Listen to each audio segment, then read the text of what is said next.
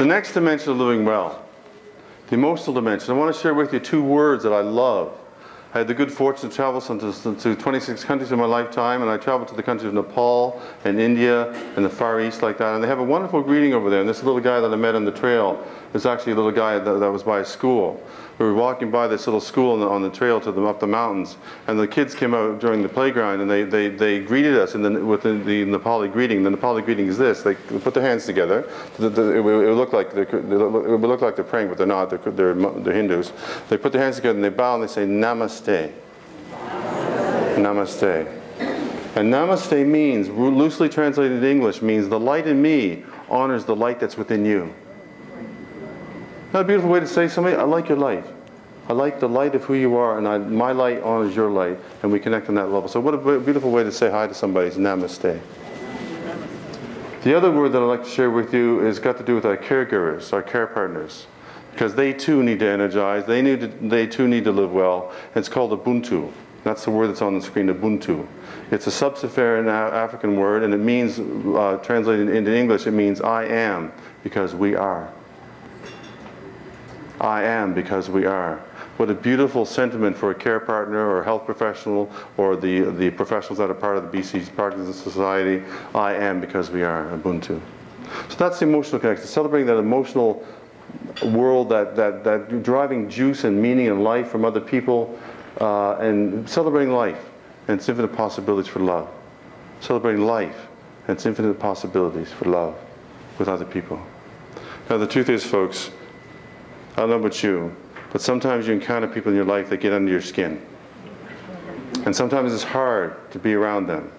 So it's hard to see them as a person, to see the person as a person, where they count the same as you. Sometimes they become obstacles or objects or nuisances or pains in the somewhere else. So when that happens, there's a calling. There's a calling to try to find the humanity. I want to share with you a little story that kind of brings that home. I have the good fortune to work in Northern Ireland with some of the post-trouble folks over there, community building leaders and stuff. And I was rushing to the airport to get back to catch a flight from Belfast to Heathrow back to Halifax. And I was running late. You ever have a really important appointment and you get all the red lights? Well, I got all the red lights, but I got the red lights of my favorite spot in the airport of all. It's a security checkpoint. And I got the cold molasses gal of cold molasses gals. I get in there, put my bag on the thing, and I'm trying to rush through and get to catch my flight. It's going to be leaving in a couple minutes. My little bag slides through, and all of a sudden it goes back in again. I thought to myself, uh-oh. And then I got that 5 words that no one in a hurry wants to hear. Is this your bag, sir? I've never seen that bag in my life. I had no idea. And so, of course, it was. And she says, can I have your boarding pass, please? I give her my boarding pass. She puts on these rubber gloves and she's checking my bag, like meticulously checking this bag, right? And I'm going ballistic on the inside. Because if you show it, what did they do? They slow down. So on the outside, I'm going like this. On the inside, I'm going, would you hurry up? We're going to be late. On the outside. And don't I get the full meal deal? The full meal deal at the security checkpoint is the sniff test. I'm not sure what the technical term for it. It's a sniff test.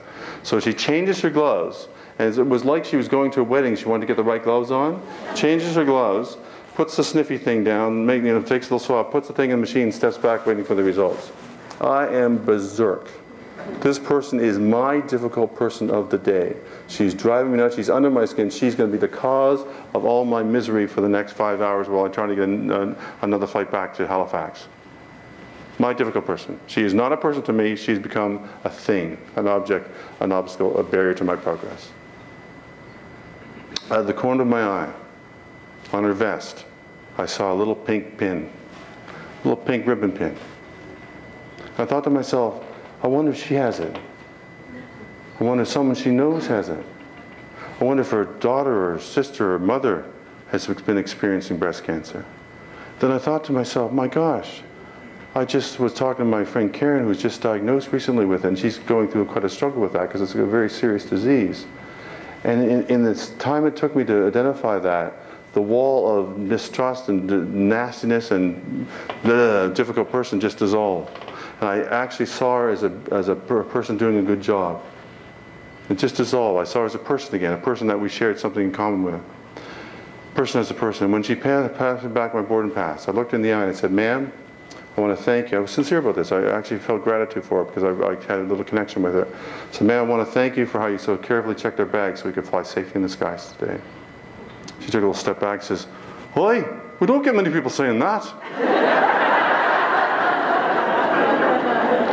Now, 5 minutes earlier I would have said, "I bet you don't, lady." But at that precious moment, there was a golden connection of joy between two human beings. I went and caught my flight and got home. So I got a question for you. Is there anybody that you see as a person in your life? Because if you do, they're going to drain your emotional energy, and you've got far too much precious energy to give to that. So find their humanity. There's someone that drains your emotional energy, find their humanity, and bring that back to them. So because we only have 3 relationships, folks. We have broken ones, thin ones, and thick ones. The broken ones you make thin by how you see the person, how you give them a chance, how you see the world. The thin ones you make thick as much as possible. That's the emotional dimension of energy. The emotional dimension of energy moving forward is, well, I'll show you the slide, is to see people as people. And remember to be kind, because everyone you meet is fighting a hard battle somewhere in their life. Emotional dimension of energy, moving forward, see people as people wherever you can.